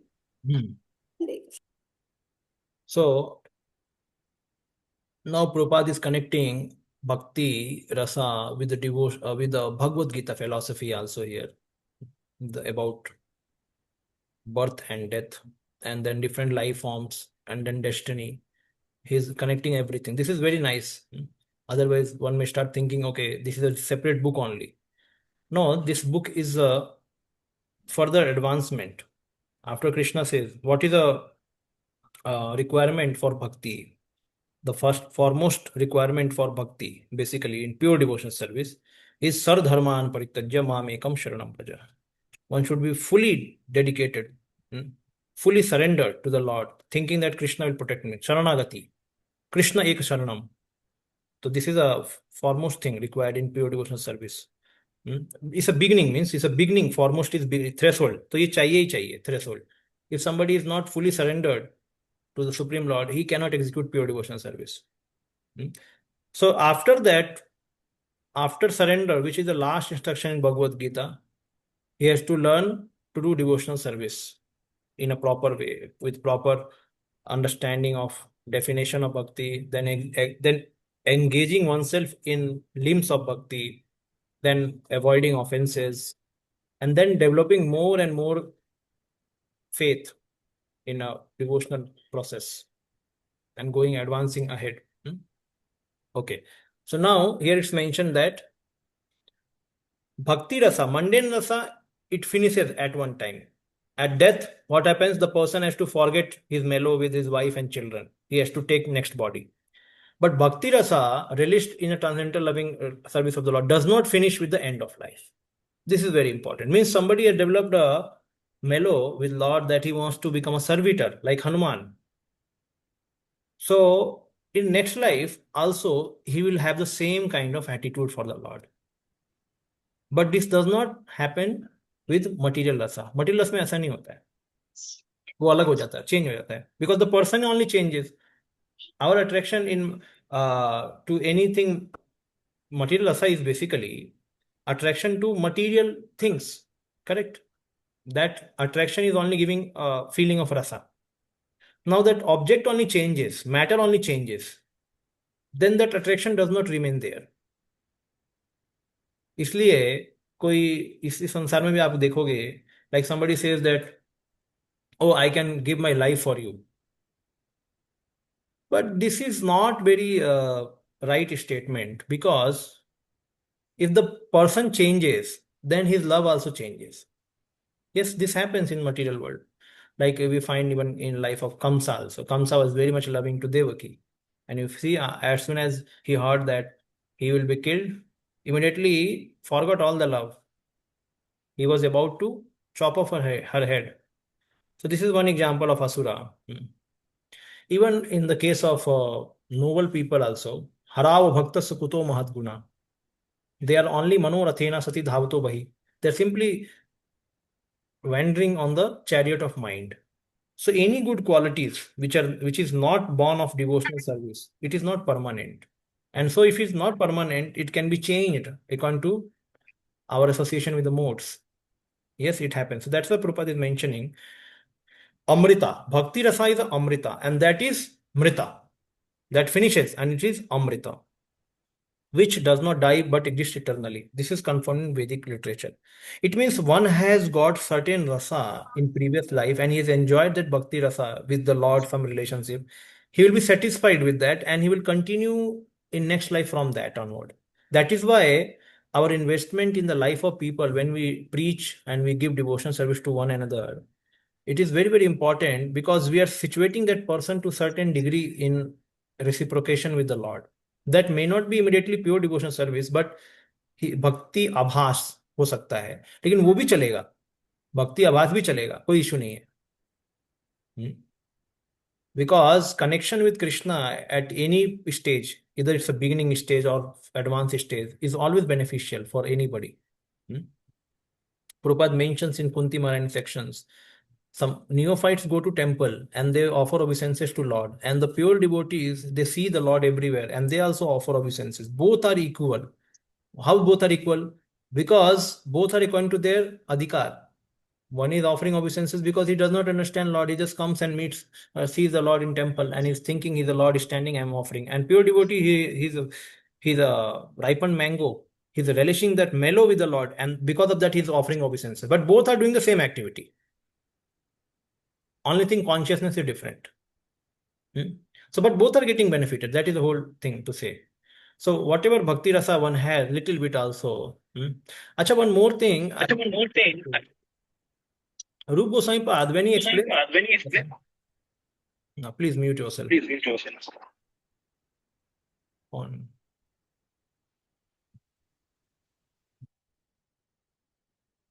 When Rupa Goswami Prabhupada is mentioning about this bhakti rasa, now it does not require us to first advance to that stage and then relish that rasa. इसलिए नहीं बोला गया है. अभी इसमें जो हमको सुनने को मिलेगा, इससे हमें कुछ पता लग जाएगा कि एडवांस भक्त किस तरीके का रसा महसूस करते हैं. We can get knowledge of that advanced stage right now also. Yes, so that is important thing. So Rupa Goswami Pad, like Srila Prabhupada, he wrote Krishna book because he knew that devotees may not be able to reach sometime 10th canto. So at least they can read the summary book of 10th canto. In a similar way, we may not be able to sometime advance to that stage, but at least we can read and understand what is a Bevachari Rasa, Bevachari Bhava, what is Anubhava, what is Satvik Bhava, all these things. What are these? What is Santaras? What is Dasiras? What is Bibhatsaras? What is Rodraras? All these rasas, we get the knowledge. At least knowledge to aa jayega. And then we can correlate with our material rasa also, because they are all rasas are born from spiritual rasa. And they are simply distorted reflection in this material world. As Prabhupada is also contrasting here, we are seeing that. He is contrasting our bhakti rasa and material rasa, both. So we can get the knowledge of that rasa, what we are going to get. Surely, experience is little far or quite far, you can say. And that experience is totally different than what we are experiencing now. Because in material world, we always like to change, always. And that is one of the problem we don't want to surrender. Because tomorrow we think, अरे कल को कृष्ण ने हमारे साथ गड़बड़ कर दिया तो अब उसको surrender कर दिया. And if Krishna does something different, then what? I left my material family. And then Krishna also, I don't like. What is this? So we kind of compare with our material situation with Krishna consciousness. But spiritual life is totally different. Therefore, it's mentioned, little bit done. neha brikamna sosti prattavayo navid sarpam apyasta dharma. Little bit done in spiritual consciousness. It can save one from a greatest danger. So this is not only spoken in terms of कि ठीक है तुमको बचा देगा, but a person who is relishing that rasa, even little bit भी रसा को relish किया, वो खत्म नहीं होने वाला है, वो उसको हमेशा याद दिलाएगा उस रस के बारे में. इसलिए कुछ लोग भक्ति जल्दी ले लेते हैं क्योंकि पिछले लाइफ में थोड़ा प्रैक्टिस किया है, साधु संतों के संग में आए हैं वो लोग. That's why they could take bhakti in this life easily. So little bit also done, it will help one to advance further. So if little bit is not finishing, just imagine somebody has enjoyed 50% of bhakti rasa after 5 lives. So 50% रसा उसके पास already है, अभी 50 बाकी है, और कभी खत्म नहीं होगा वो. और ये तो खत्म हो जाए, कितना भी 100% में एंजॉय कर लो फिर भी खत्म होने वाला है. तो this is important thing. Yes, the rasa derived from the feeling in the social life, family life, greater family life. Okay, this is done. Prepare the next slide. And so Prabhupada says that even though somebody enjoys such rasa, material rasa in this life, it does not guarantee him to take the next birth according to his enjoyment of rasa in previous life. ये बहुत important चीज बात कर रहे हैं. अगर कोई हो सकता है ना, कोई बोले भगवान को कि मैंने इतना वो रसा एंजॉय किया, मेरे को नेक्स्ट लाइफ भी वही चाहिए. मैं जैसे जैसे प्रभुपाद बोलते थे अमेरिकन को, you American you are very proud, you think that next life also are going to be American. No, immediately will be kicked off from your position and you will be born in some lower subterranean loka, नीचे के लोक में born हो जाओगे. तो कहने क्या मतलब है, there is no guarantee after enjoyment of material rasa one will be born in the same situation to enjoy further rasa. But in bhakti case it's there. If somebody has enjoyed that rasa is already eternal and that rasa will determine the form. Basically means okay ठीक है, human form हमको मिल जाएगा. At least भक्ति रसा जितना भी उसने enjoy किया है भगवान से, जो भी रिलेशनशिप, तो उतना बिगिनिंग में मिल जाएगा, ह्यूमन फॉर्म तो मिलेगा एटलीस्ट उसे. He can continue to enjoy more रसा by developing more and more devotion. So now how the next form is given? Next form is given by Daivanetrena, not by our own choice, by Daivanetrena. Yes, क्या question? Prabhu ji, just now you told like जरूरी नहीं है कि suppose an American take birth again in that city. So Prabhu ji, what about that reincarnation तो होता है ना last, मतलब at the time of death? So in that what is there means one has to get some piety. Like one may desire that I want to go into 3 BHK. This society is very good society, I want to go inside that. But he does not have money only to purchase or to give rent. So even though he has desire, he will not be born because he has to fulfill the criteria. In the similar way, somebody is enjoying in America because of some piety, material piety of previous life, and right now he is enjoying, but he is not doing any piety. So there is no now chance for him to be born there. But when we are trying to discuss about bhakti rasa cannot be produced by material work. It will be produced by bhakti only. So it means one becomes qualified to enjoy that rasa. Means next life also he will get that form so that he will continue that rasa. That is the whole meaning. Because, okay, like Bharat Maharaj got animal body. Still he was remembering Krishna. So, but for what time? He forgot Krishna for a small time in Bharat Maharaj's life. And next life he immediately got deer's body. And then within short period, again he got human body. Again he continued developing the rasa. So what do you mean by that? Basically, body is according to our consciousness. Yes. So if one forgets Krishna, he will get material body. And if one wants to remember Krishna, or if he remembers his previous life, Chetana, then he will surely get more good body in which he can render devotional service, or at last he will get spiritual body. So enjoyment of material rasa does not strengthen this point that one will get higher body, even though he has enjoyed as Indra or Brahma. Next life is not again sure that he will be Indra or Brahma. But when one advances in bhakti, as he enjoys the rasa, his next life is very secure. He will be going to get higher forms where he will enjoy higher rasa. Means after that. तो ये चीज बात कही जा रही है। और वो फॉर्म कैसे मिलता है, हमारे कर्मों के हिसाब से होता है। तो भक्ति में कैसे होते हैं, भक्ति में भी ऐसा ही है। If somebody is doing bhakti, so we have seen in Bhagavad Gita, suchinam srimatam gehe yogo bhrashto vijayate, one will be born in the house of a brahmana or a aristocratic family to continue his bhakti. It means what? But just by doing bhakti, Krishna does not mention they are doing some piety. Just by doing bhakti, he will be born. He's fallen now. Again, he came back and born in a Brahman family. But it does not happen in a other case, enjoying some material rasa, and then again wanting to come in same family. No, he can come as a cockroach or some animal in that same family, but not the human body, because he does not have piety. भक्ति में enjoyment के साथ पाइटी भी create हो जाता है। इसलिए क्या हम सुनते हैं, राजविद्या राजगुह्यम पवित्रम इदम उत्तमम प्रत्यक्षवागमम धर्म्यम सुसुखम कर्तुमव्ययम, सुसुखम कर्तुमव्ययम। आदमी सुखी भी रहता है, भक्ति भी करता है। मतलब क्या है, उसको रस भी मिलता है और उसकी पाइटी भी बढ़ती है, प्यूरिफाई भी होता है ना। बोला गया ना, राजविद्या पवित्रम, पवित्र भी हो रहा है, प्यूरिफाई भी हो रहा है, पाइटी भी मिल रहा है और सुख भी हो रहा है, उसको दोनों चीज हो रहा है। और मटेरियल लाइफ में ऐसा नहीं होता है। Material life, if somebody is happy, there can be many situations. Why is happy? Many causes. He must be happy in some wrong things, and so he'll be degrading in next life. So therefore, material life not very sure. It's like that. Okay. Yes, Aman Prabhu. Any question? No, no? Okay, ठीक. So Daiva Netrena. So Daiva means destiny. It is mentioned. If our body at present is engaged in activities of Krishna consciousness, then it is guaranteed that he will have at least a human body in the next life. So this is what is the contrast Prabhupada is presenting here. One who enjoys material rasa and one who enjoys bhakti rasa. What is the difference? He will have a better body where he can practice bhakti. Another person will have some lower body where he will forget all such. He will be like he's enjoying his family. Now he'll also enjoy family, but with some kitten or some puppies, like that. He will enjoy with them.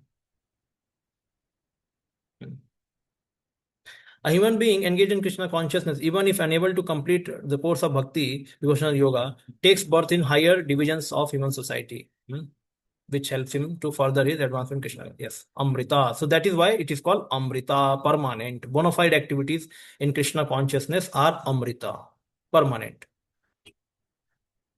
So like when we do some arti, when we chant holy name, next life also will be chanting. Next life also will be doing some arti. Because that kind of rasa which we are getting, will be continuing that rasa. This eternal engagement in bhakti rasa can be understood by the serious student upon studying the nectar of devotion. Adoption of bhakti rasa or Krishna consciousness will immediately bring one to the auspicious life free from anxiety and will bless one with a transcendental existence, thus minimizing the value of liberation. Bhakti rasa itself is sufficient to produce feeling of liberation because it attracts the attention of the Supreme Lord Krishna. अभी देखो इसमें important चीज क्या है, eternal engagement इन भक्ति रसा. Who can understand? Serious student. ठीक है. And upon studying nectar of devotion. So it is very, very important as we read scripture, neophyte, madhyama, uttama, they are also क्या बोलते हैं, डिस्टिंक्शन किया गया उनके ऊपर. किसके रूप में? श्रद्धा के रूप में. कौन सी श्रद्धा? शास्त्रीय श्रद्धा. श्रद्धा, faith in scriptures. Where is the proof? Prabhupada mentions in Dharmasya Parantapa, the 4th chapter of Bhagavad Gita. Oh, no, sorry, 9.3 shloka. So, there also Prabhupada mentions about the faith. So, according to faith, one is classified as a neophyte, then Madhyama and Uttama. ठीक है, faith बहुत important है. कोमल श्रद्धा, दृढ़ श्रद्धा, प्रौढ़ श्रद्धा. कोमल श्रद्धा neophyte, दृढ़ श्रद्धा मध्यमा, and प्रौढ़ श्रद्धा mature faith, that is uttama. So this is mentioned in NOD only, it will come. So serious student he has to be. Nowadays, like you find the seriousness is reducing very much, especially among the younger generation very much. When we teach children, children are so fickle minded. If you tell them 100 times, you just sit down quietly and listen what we are saying, they would never listen. Always, can I play this? Can I play that? And a whole day is for you only to play. What you're going to do after this? After this class, go and play. So this is called seriousness is not there. Serious student upon study. So study, if somebody wants to do, he has to be serious. Any kind of material study also, उसको serious रहना पड़ता है. इसीलिए आजकल के लोगों में उतना कैलिबर नहीं है. पहले के लोग में थोड़ा कैलिबर होता था. आजकल के लोग सब बना बनाया खाएंगे, बना बनाया चीज यूज कर. अभी एआई भी आ गया, अभी कुछ सोचने का भी जरूरत नहीं है, वही सोचेगा सब कुछ. सब लेजी नंबर 1 हो रहे हैं एकदम. So, okay, adoption of Bhakti Rasa or Krishna consciousness will immediately bring one to the auspicious life free from anxiety and will bless one with a transcendental existence, thus minimizing the value of liberation. So, liberation value will be decreased. We'll read ahead in this Bhakti Rasa Sindhu only that how this Ichha for liberation is very dangerous, even dangerous, more dangerous than the Inditipti. The desire for sense gratification is not as much dangerous as the desire for liberation. वो पिशाची बोला गया है, आगे हम पढ़ेंगे उसमें. तो liberation बहुत खतरनाक है. एंजॉयमेंट कर लो, लेकिन लिबरेशन की इच्छा वो बहुत खतरनाक है. भक्ति में के लिए बहुत खतरनाक है. तो इसे बोला गया है कि minimising the value of liberation. Liberation means no seva. I just want to be happy without seva. That is liberation. मेरे को सुख चाहिए बिना सेवा के. जैसे लोग होते हैं ना, हाँ, आजकल लोग मैरिज भी करते, बोलते हैं कि हमें सुख चाहिए बिना सेवा के, बिना बिना सर्विस के सुख चाहिए एकदम. तो ये भक्ति के लिए भी खतरनाक है और पर्सनल लाइफ के लिए भी खतरनाक है. बिना सेवा के सुख नहीं है, ये समझना है. सेवा तो करना पड़ेगा. So bhakti rasa, if somebody practicing bhakti, that minimizes the value of liberation. The bhakti rasa itself is sufficient to produce feeling of liberation. Now here it's saying minimizing the value of liberation, and here it's saying it produces, it means what? Somebody is trying to, जैसे example है, कोई sinful factory में काम करके पैसा कमा रहा है और कोई अच्छी फैक्ट्री में काम करके पैसा कमा रहा है, दोनों पैसा कमा रहे हैं, लेकिन सिंफुल फैक्ट्री में जाके पैसा कमाने का डिजायर कम कर दिया. कैसे? उस व्यक्ति के सतगुण में आने से वो सोचा मेरे को इसमें अच्छा लगता है, I will not go to any sinful factory and work and earn money. I am happy whatever I am getting here. But even though he's getting the same money, but he's not working wrongly. In a similar way, somebody is very much active for liberation, but no desire for bhakti. So here Prabhupada is saying, by doing bhakti, you will get the sukha of liberation. Don't worry. सेवा करो, liberation का भी सुख मिल जाएगा. आपको liberation अकेला नहीं चाहिए. Don't work for liberation. You will get automatically. So, Bhakti Rasa, because it attracts the attention of Supreme Lord. Generally, neophyte devotees are anxious to see Krishna or God, but God cannot be seen or known by our present materially blunt senses. The process of devotional services recommended in the nectar of devotion will gradually elevate one from the material condition of life to the spiritual status. Gradually, wherein the devotee becomes purified of all the designations. So, sarupadi vinirmuktam, tatparatena nirmalam. Nirmal ho jana hai, nirmal. कोई मल नहीं. Gradually, free from all material condition of life. The senses can then become uncontaminated, being constantly in touch with Bhakti Rasa. When the purified senses are employed in the service of the Lord, one becomes situated in Bhakti Rasa life. Now here is mentioned, you see the connection. The process of devotional service, what it will do? It will elevate gradually one from material condition to spiritual. क्या हमें उठाएगा?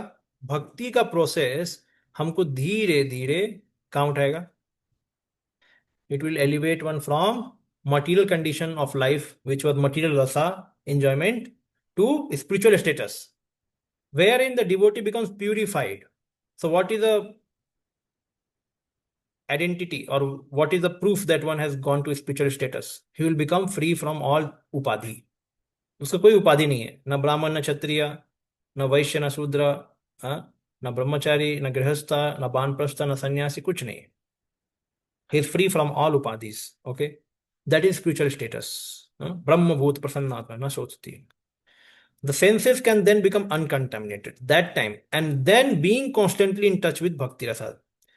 At that time, when one is free from all designation, his senses become uncontaminated because of being in touch with bhakti rasa. That time one can be always in touch with bhakti rasa. When the purified senses are employed in the service of the Lord, one becomes situated in bhakti rasa life. और वो फिर उसका भक्ति रसा का life अलग ही चालू हो जाता है. इसका मतलब क्या है कि हमें भक्ति से पहले अपनी उपाधि को निकालना है. उपाधि को निकालेंगे हम, तब जाके भक्ति रसा के जीवन में हम घुस पाएंगे. भक्ति रस के जीवन में अभी मटीरियल रस के लाइफ में हम हैं, तो भक्ति रस के लाइफ में घुसने के लिए उपाधि को छोड़ना पड़ेगा. उपाधि, one has to purify the senses, and any action performed for the satisfaction of Krishna in this transcendental bhakti rasa stage of life can be relished perpetually. Then one can relish bhakti rasa हमेशा के लिए. अभी अभी अभी कोई question पूछ सकता था ना इसमें कि अभी आप बात कर रहे हो कि मटीरियल रस चलता है, खत्म हो जाता है. भक्ति रस में भी ऐसा होता है हमारे साथ. भक्ति रस भी हम लेते हैं, थोड़े समय बाद चला जाता है. हर समय थोड़ी माला कर पाते हैं, हमें भी चेंज चाहिए.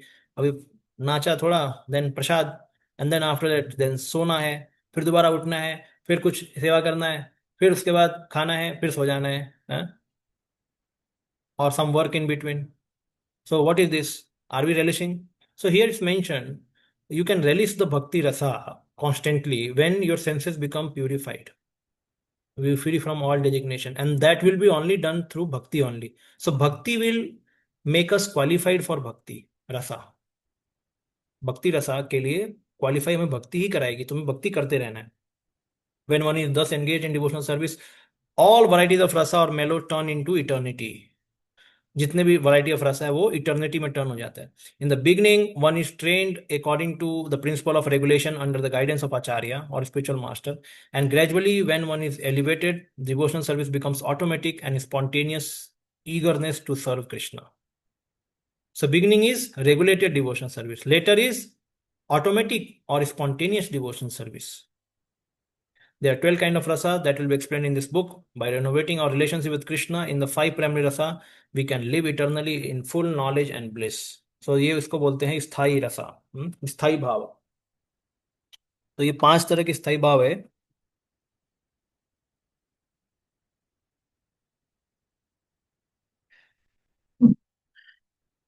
So स्थाई भाव is शांत, दास्य, साख्य, वात्सल्य, माधुर्य. So by developing these 5 kind of rasa, one can eternally be situated. The basic principle of living condition is that we have general propensity to love someone. No one can live without loving someone else. This propensity is present in every living being. Even an animal like tiger has this loving propensity, at least in the dormant stage, and it is certainly present in human beings. The missing point, however, is where to repose our love so that everyone can become happy. At the present moment, the human society teaches one to love his country, family, or personal self, but there is no information where to repose the loving propensity so that everyone can become happy. So now we are learning the tattva, philosophy of life. Everyone wants to love. And here in this material world, this driving force of love also is material rasa. Material rasa, somebody loves his people for certain rasa. Somebody loves country for certain rasa. So as Prabhupada mentioned above. So but here it's mentioned that before that, if you want to enjoy devotional rasa, then one has to get purified first. And so when we convince people ki you give up, or you at least try to serve Krishna along with your material duties, so people think that how many of you are getting spiritual happiness? First tell me the question. But we clearly say here spiritual life requires purification. So there is a material enjoyment and there is spiritual enjoyment. In between is purification. So one has to do this tapasya of purifying himself first. Then he can reach to the spiritual status. So we cannot give them assurance immediately that you will enjoy immediately. No. आपको नहीं होने वाला, हमको भी नहीं हुआ है.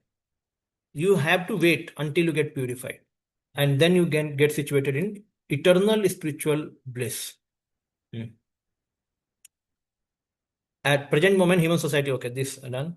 The missing point is Krishna. The nectar of devotion teaches us how to stimulate our original love for Krishna and how to be situated in that position where we can enjoy a blissful life.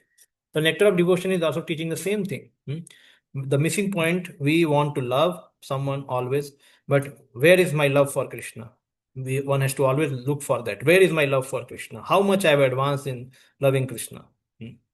So, in that way, one is trying to advance in spiritual life. So this is a missing point in the modern society, that people don't have any information that there is a lovable person, beloved person, Krishna, and one has to love him eternally, and one can never forget that love. In the primary stage, the child loves his parents, then his brothers, sisters. As he daily grows up, he begins to love his family, society, community, country, nation, or even the whole human society. But the loving propensity is not satisfied even by loving all human society. The loving propensity remains imperfectly fulfilled until we know who is the supreme beloved. Our love can be fully satisfied only when it is reposed in Krishna. This theme is the sum and substance of Nectar of Devotion, which teaches us how to love Krishna in 5 different transcendental mellows. This is very, very important. Now, we hear the story of Ranti Dev, we hear the story of Vasudev, leper. They have a great desire that living entities should get relieved from this material world. And they were ready to take the sins of their. उनके sins को लेने को ready, खास करके Vasudev leper. Yes. So, from where that love is coming? Now, one love is shown here that somebody wants to sacrifice for country, society, family. And then Vasudeva Leper also is saying, give all the sins to me and take all the living entity to come back to Godhead, but I will suffer for them. So that is the love for Krishna. The love for Krishna appears as a compassion for other living entities, because they are also connected with Krishna. So that compassion is eternal. Like in modern times means compassion changes. Or Kamsa's compassion changed. First he was very much compassionate on his sister. Later he becomes very much cruel. So but spiritual, the devotees who are advanced devotees, they have a constant compassion on other living entities because they have love for Krishna. That's why they don't want to relish their love only with Krishna and then forget the whole world. They also want to serve the whole world in that love. In loving Krishna, they want to love all other living entities. So what is the theme is sum and substance of the nectar of devotion, which teaches us how to love Krishna in 5 different transcendental mellows. Just see, आ गया ना यहाँ पे. तो ये वस्तु निर्देश है NOD का. सब्जेक्ट मैटर क्या है एनओडी का? It is going to teach us how to love Krishna in 5 different transcendental mellows. ये 5 जगह में आपको अपना रिश्ता डेवलप करना है. ये एनओडी आपको पढ़ाएगा बस. This is वस्तु निर्देश. Our loving propensity expands just as a vibration of light or air expands, but we do not know where it ends. The nectar of devotion teaches us the science of loving every one of the living entities perfectly by the easy method of loving Krishna. How we can love each other? We can love each other by loving Krishna. We have failed to create peace and harmony in human society, even by such great attempts at the United Nations. अभी तो झगड़ा ही कर रहा है वो. Because we do not know the right method. The method is very simple, but one has to understand it with cool head. ठंडे दिमाग से सोचना है. The nectar of devotion teaches all men how to perform simple and natural method of loving Krishna, the Supreme Personality of Godhead. If we learn how to love Krishna, then it is very easy to immediately and simultaneously love every living being. This is the process. And what is the proof? It is like pouring water on the root of a tree or supplying food to one's stomach. The method of pouring water on the root of tree or supplying food stuff to the stomach is universally scientific and practical, as every one of us has experience. Everyone knows well that when we eat something, or in other words, when we put food stuff in stomach, the energy created by such action is immediately distributed throughout the whole body. Similarly, when we pour water on the root, the energy thus created is immediately distributed throughout the entirety of the even the largest tree. It is not possible to water the tree part by part, nor it is possible to feed the different parts of the body separately. The nectar devotion will teach us how to turn the how to turn the one switch that will immediately brighten everything everywhere. One who does not know this method is missing the point of life. A pure devotee, when he does bhakti and when he has compassion for other living entities, he does not make other people dependent on him. Rather, he says to other people, you should worship Krishna. Example, like a devotee, because of play of destiny, he may start suffering. Like the family has taken a big amount of loan, and then the big job also went away, and they have to pay back the loan. Now the family is suffering. This is a devotee family. So now the family may start asking some other devotees, can you help me, give me some money so that we establish some other business? And then the other family is thinking, okay, let me help the other devotee. And they start giving money.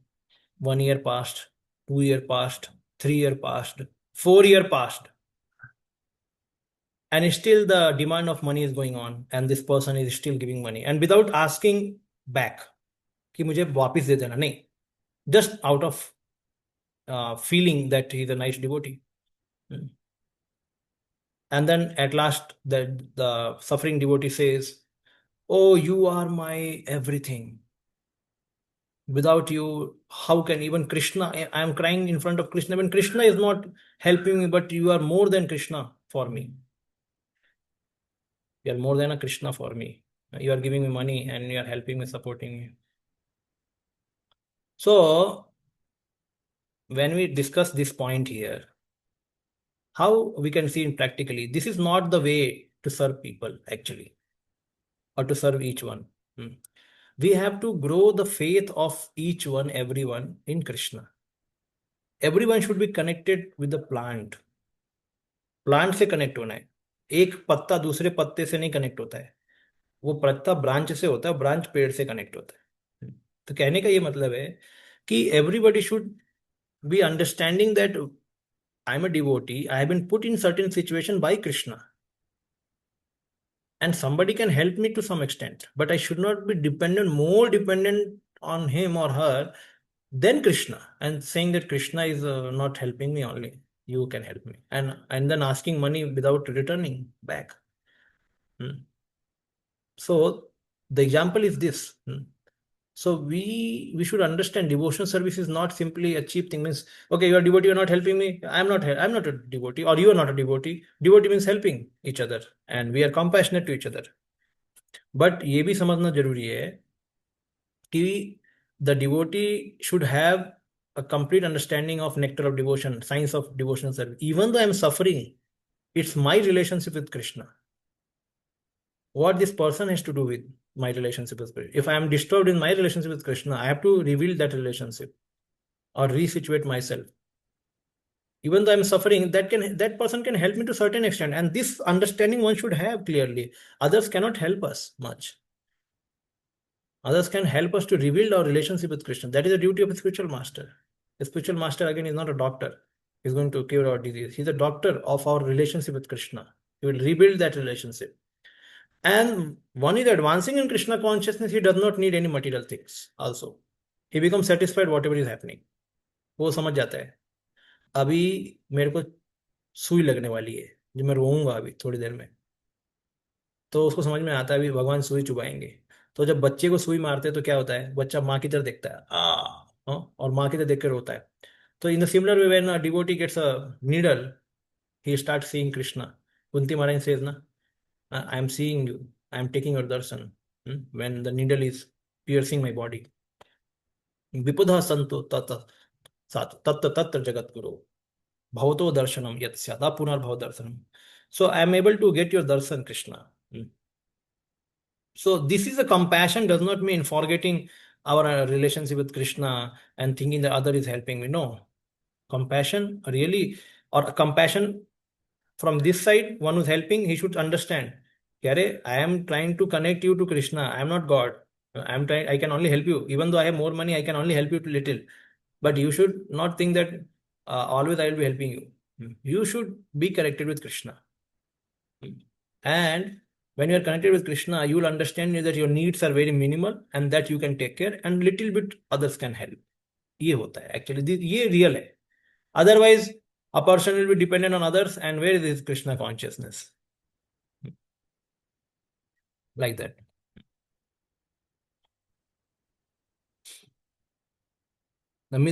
As far as material necessity is concerned, human civilization at present moment is very much advanced in living comfortably. But still, we are not happy because we are missing the point. What is the missing point? We are not connected with the root, Krishna. The material comforts of life alone are not sufficient to make us happy. The vivid example is America. Prabhupada is very clear. देखो example क्या एकदम दिया है. In 1970 में लिखा है. America उस समय से example है. The richest nation of the world, having all facilities for material comfort, is producing a class of men completely confused and frustrated in life. We can say class of leader also, along with class of men. So they are fully confused and frustrated in life. I'm appealing with so confused man, to such confused men, to learn the art of devotional service as directed in Nectar of Devotion.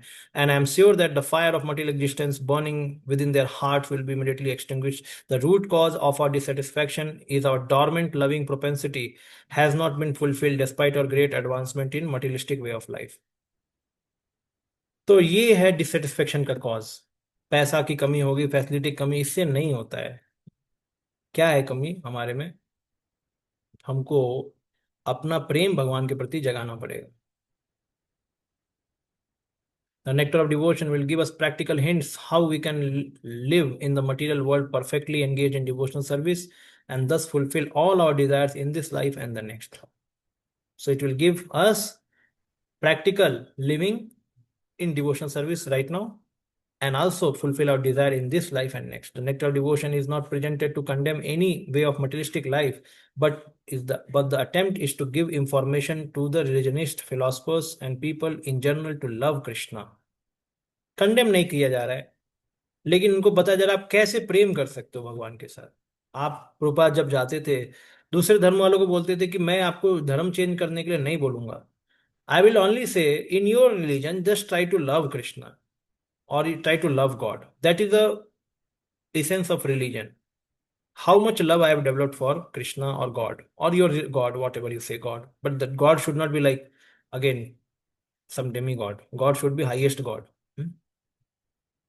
One may live without material discomfort, but at the same time, he should learn the art of loving Krishna. देखो, one may live without material discomfiture. So one can have facility, no issue, but one at the same time love Krishna. Try to learn the art of loving Krishna. At the present moment, we are inventing so many ways to utilize our propensity to love, but factually we are missing the real point. Krishna, we are watering the parts of the tree, but missing the tree's root. We are trying to keep our body fit by all means, but we are neglecting to supply the food stuff to the stomach. Missing Krishna means missing one's self also. Now here another point. So one point is mentioning कि root को पानी नहीं दिया जा रहा है, different parts को दिया जा रहा है. People are worried about the bodily care, mental care, social care, but nobody is worried about soul care.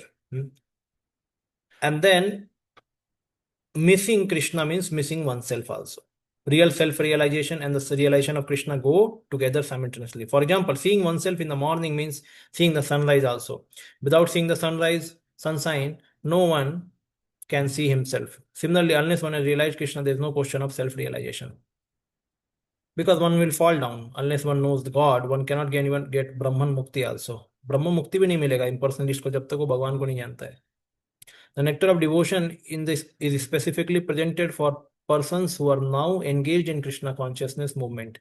I beg to offer my sincere thanks to all my friends and disciples who are helping me to push forward the Krishna conscious movement in the Western countries, and I beg to acknowledge with thanks the contribution made by my beloved disciple Sriman Jayanand Brahmachari. So, because he gave money for this printing of books, my thanks are due as well to the directors of ISKCON Press who have taken so much care in publishing this great literature. So, Srila Prabhupada, 13 April 1970. This finishes his writing here. Now we'll go to introduction part. कल पढ़ेंगे और फिर चालू करेंगे इसको, ठीक है? Introduction कल जल्दी खत्म होगा. सो कोई क्वेश्चन है किसी को? No question, will end here. Srila Prabhupada की जय. एनओडी भक्ति रसामृत सिंधु की जय. श्री रूप गोस्वामी पाद की जय. हरे कृष्णा.